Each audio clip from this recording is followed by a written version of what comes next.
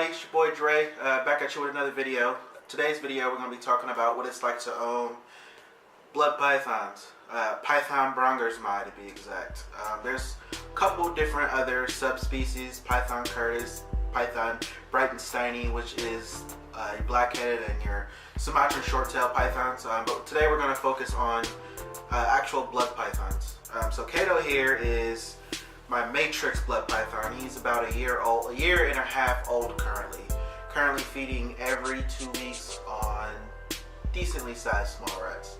So for Kato, when I first got him, Kato was not a friendly snake at all. I mean, as a hatchling, he didn't want to be bothered. He didn't want me near him at all. And I mean, that's expected. You hear a lot of stories about blood pythons being so aggressive and so mean, and it's understandable. It's a new home, it's a sting that you've never seen before, trying to grab you and pick you up, and you got this thing in your face taking pictures. So they get defensive, which is understandable. So with these guys, just like any other snake, you got to take your time with them. You got to handle them. You got to understand that you got to basically get them to understand that you're not a predator. And that's with any reptile, not just for blood pythons, any and all reptiles. In which you have, though, exceptions. Some reptiles are not meant to be held. They are a look and see reptile, or they make great display animals. But as you can see with Kato, he's calmed down quite a bit, and he is becoming quite, to be honest, he's becoming my favorite snake. So I take him out a lot. He's going to be one of my larger snakes, reaching about 4.5 to 5 feet. So currently he's in a 3-foot PVC enclosure, and soon after that he will be moved up into a 4x2x2, which still isn't going to be his home for when he's an adult. So I'm looking into that as well for when he becomes full grown, because he's going to be quite a large snake. So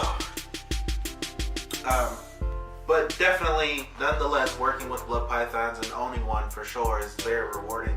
I mean, to see a snake that you've gotten, a little over, under. I got Kato in May. He turned 1 in March, and it's January, so he's a year and 5 months now. So to see a snake, the day you got him, he actually tried to bite you. To see him now and he's relaxed and chill, that's the rewarding part. Is because it's showing you that what you're doing and your tactics are working, and the snake is getting used to you. So that's definitely a plus. With that being said, there are moments where snakes in general do not want to be held or touched, so you kind of have to respect that privacy in that space, and when they don't want to be held, you can't force them. And Kato definitely is one of those snakes. I mean, he's friendly now, but I mean, he still has his moments where he does not want me anywhere near him. And although he's still a friendly snake, I mean, no doubt about it. I mean, I can't say that I'm scared of him or anything. However, there's certain things that you have to respect about animals. And one of those things is when they don't want to be bothered, you gotta let them be. So, generally speaking, I'll wake up, make sure all the lights and everything are on, spray everyone down, and kind of let them do their thing, and I'll go off to work. Generally, when I come out from work is when I'll do my handling and kind of hang out with everybody. As you can see now, Kato, he's chill.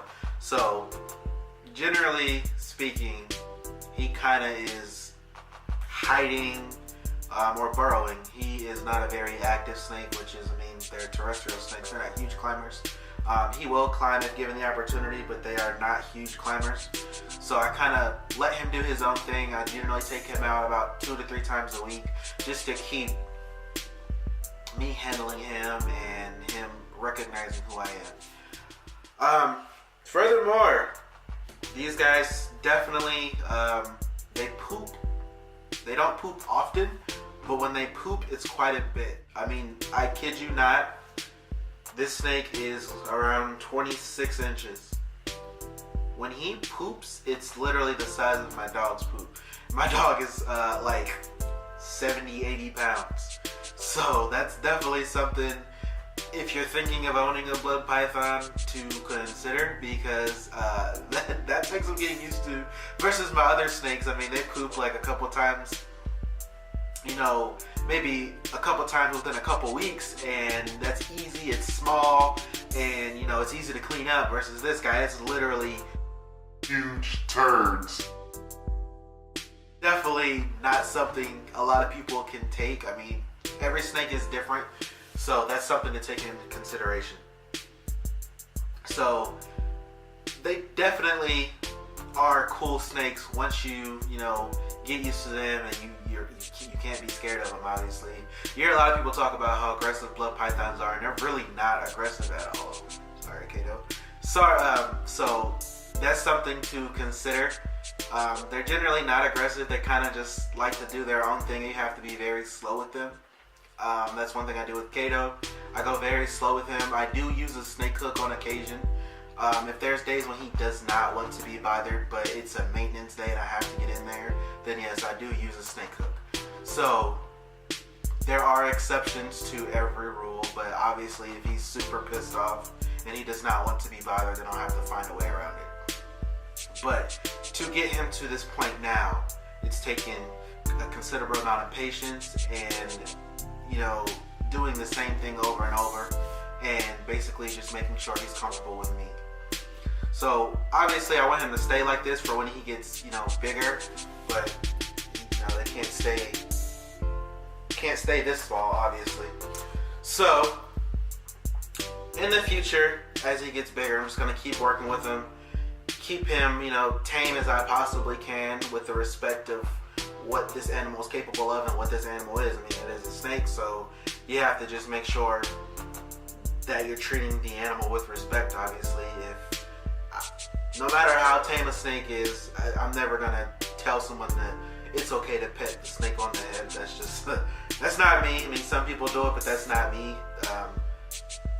My Brazilian rainbow boa, she is the calmest snake ever, but that's not something I'm willing to just get a snake accustomed to. It's one of those sensitive areas. So respect the animal most definitely, and you will get a very placid, friendly animal.